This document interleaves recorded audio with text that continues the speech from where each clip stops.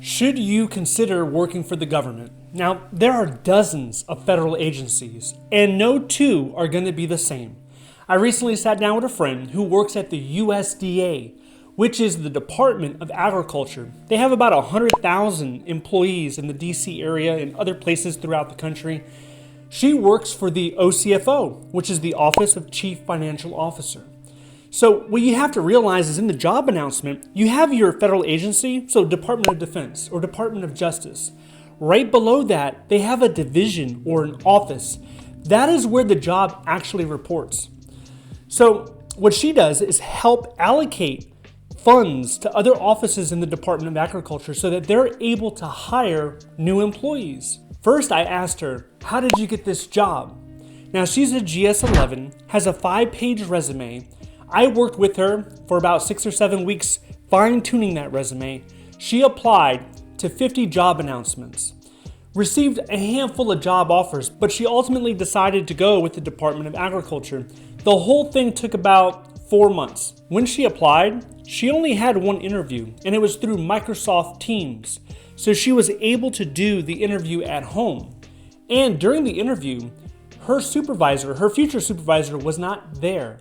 So she had no idea on who she would be reporting to. She used the STAR format to answer the questions. So with the behavioral questions, she used situation, task, action, result. And strangely enough, they asked her the question, why did you leave your last job? But they asked it twice. All right, so then I asked her, what are the pros, what are the cons for working at the USDA?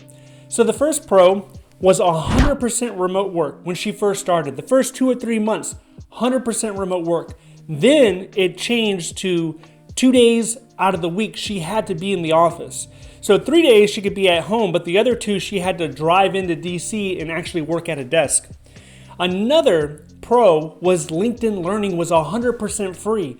So she could take as many courses and certificates as she wanted, and the Department of Agriculture was going to cover it. Then there were performance bonuses, not just once a year, but they had on-the-spot performance bonuses. Anytime you did something right, you could be rewarded with cash. Also, they had team building events. Every Friday they would have a theme.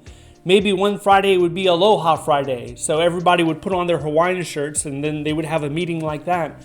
Now, she didn't like this. So for me, I felt like this was probably a con, but maybe some people like it. So she considered it a pro. All right, on to the cons. The first con is that there's blackout periods when it comes to taking your leave. So a lot of people like to take their leave during the summer, maybe because the kids are out of school or whatever the case is. There was a large blackout period on certain months throughout the summer. In fact, I think in total there were 6 months out of the year where employees were just not able to take leave. And also, there were very large workloads. The tempo was very high. And the supervisor that she had liked the micromanaging style, right? So every single thing that she was doing, he wanted to be involved. She didn't like that. She thought his personality was kind of abrasive. You probably know the type of individual I'm talking about. The ones that they want to be informed when you come into work, when you're at lunch, when you're at your appointment, when you're leaving work. So, and not just through a message, but on the Outlook calendar, through the message, through the phone, like 3 or 4 different ways, like a lot of redundancies when it comes to informing him. So it's no surprise that she currently does not enjoy her role. And she believes that this is not indicative of the Department of Agriculture as a whole, but just the office. A lot of OCFO offices are very high tempo.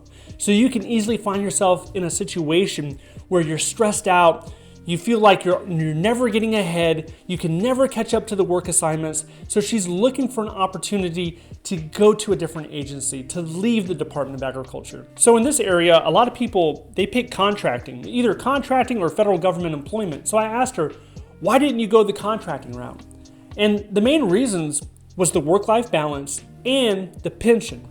Those were the 2 main benefits that kept her. She doesn't even want to consider contracting, not even after this position. As she's currently exploring new job opportunities, she's not considering contracting. So I asked her, what would cause an individual to get fired in your office or at your agency? And she said, neglecting major responsibilities. There are coworkers that she works with. One of them in particular received a PIP, which is a performance improvement plan, where HR comes together with your supervisor and they develop a correctional action plan or a corrective action plan in order to get you back on track to start performing well. And if that doesn't work, after about 30, 60, 90 days, they can terminate you. Now, in some agencies, this could take up to a year. Everyone's going to have their local policies that they have to follow. Also, if you're on probation, if you're a new employee, it can happen a lot quicker. Now, if you're looking for a new job and you're open to both federal employment and contracting, and you want to know why some people lean heavy in the contracting direction, if you want to know that, if that interests you, then I want you to watch this video next. If you would like to see more videos like this, please click like and subscribe. Thank you so much for watching, and I'll see you in the next one.